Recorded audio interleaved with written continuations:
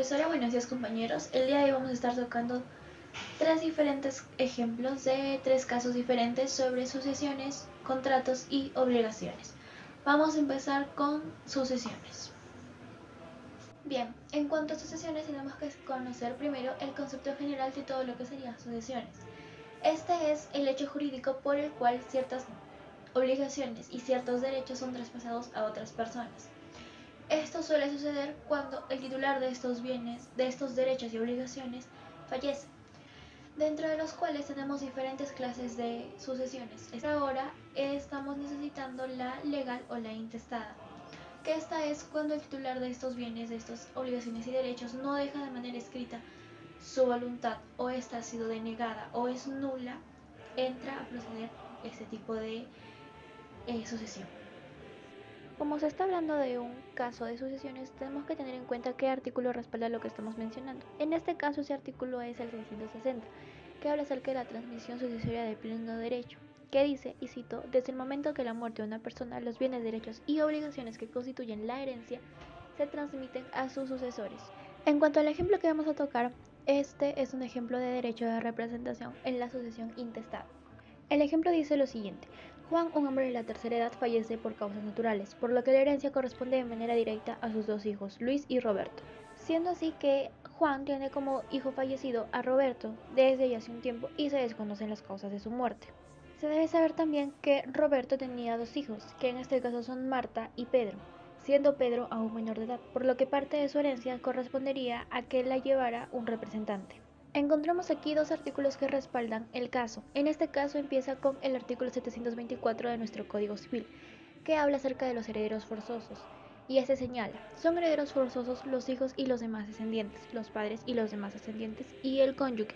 De manera que Juan, habiendo fallecido y sin haber dejado un testamento, dejando a sus dos hijos Luis y Roberto como herederos directos, y siendo Roberto fallecido, quedarían como herederos forzosos Luis, Marta y Pedro, a pesar de que Pedro aún es menor de edad. El siguiente artículo que respalda que Pedro, siendo menor de edad, aún puede recibir parte de su herencia es el artículo 774, que habla acerca del derecho de acrecer entre coherederos.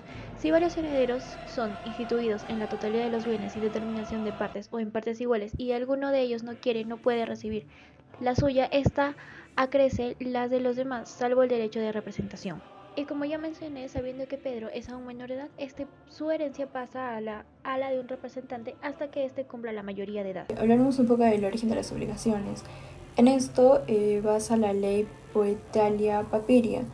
Esta ley prohíbe la prisión, encadenamiento, muerte y la venta del deudor y hace posible por parte de este el pago en especie o en trabajo, debido a que la obligación civil habría surgido en el derecho romano sobre la base de un vínculo material que ataba al deudor acreedor a las características propias del derecho real. En Justiniano, la obligación es un lazo de derecho que nos obliga con la necesidad de pagar alguna cosa conforme al derecho de la ciudad. El vocablo pagar debe tomarse en un sentido general de ejecutar alguna cosa a favor de alguien. Entonces pasaremos a explicar el caso. A envió un Gmail a B en el que formaliza la demanda de 70 kilogramos de naranjas. En el Gmail se fija el precio pero no la fecha.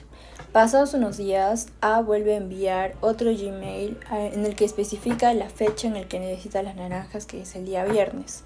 A recibe la verificación de que el Gmail ha sido abierto, pero sin embargo no ha sido contestado. B carga las naranjas el día jueves y la transporta enfrente del almacén de A para ser entregadas el viernes. Sin embargo, una tormenta esa misma noche se lleva la furgoneta y vacía por completo las naranjas. Tras lo sucedido, B dice a A que no le debe nada, pues no se formalizó ninguna obligación. Podemos ver que en este caso, al ver que las naranjas no fueron entregadas, la persona no puede pagar por un bien que no se le fue entregado. Es por eso que ya debido al descuido del exportador hubo una pérdida. No hay cargos de obligación a quien lo iba a recibir. Esto hace que el exportador pierda una gran cantidad de ganancia y sobre todo la cantidad de su producto, ya que no podrá recuperarlo. Mientras tanto, quien lo que iba a recibir también sale perdiendo, ya que no obtendrá su pedido a tiempo. En este caso, el que recibe el producto optará por otro proveedor o esperará a otra entrega. Solución. Nos encontramos ante una obligación de edad genérica.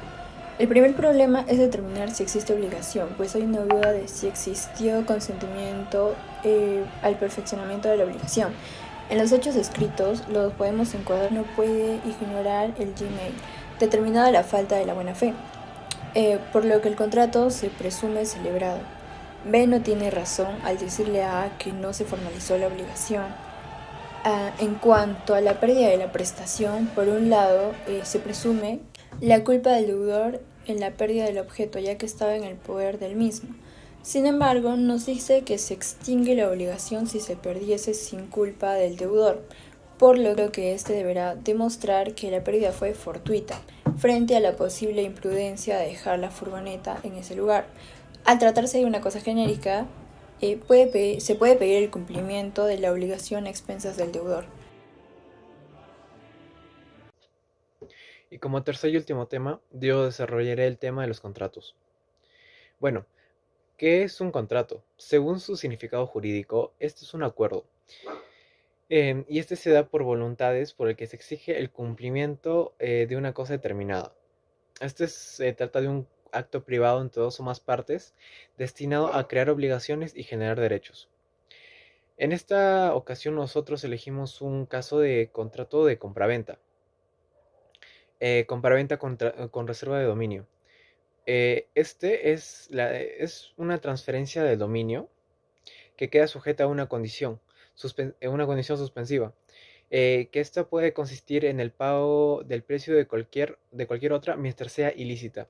Hasta que no se cumpla la condición, la propiedad no queda transferida definitivamente al comprador. En este caso se tienen 4 artículos de base para que se incluyen en esta demanda, los cuales son el artículo 1561, en la cual es la improcedencia de la acción resolutoria, el artículo 907, que es la duración de la buena fe del poseedor, el artículo 1430, que es la resolución en pleno derecho, y el artículo 1563, con los cuales son los efectos de la resolución por falta de pago, la cual es el tema principal de esta demanda. Un breve resumen del caso que elegimos. Es una demanda interpuesta por Margarita Ishikawa Itosu y Andrés Ryokoto Taira Taira. Esta pareja de esposos demandando a Eduardo Antonio Tobar Yace y Armandina Erlinda Vega Vidal. Los demandados son una pareja de esposos que son campesinos, los cuales en el año 2002 mandaron a hacer un plano de los lotes que tenían ellos y decidieron venderlos. Y este mismo año se firmó el contrato con los demandantes.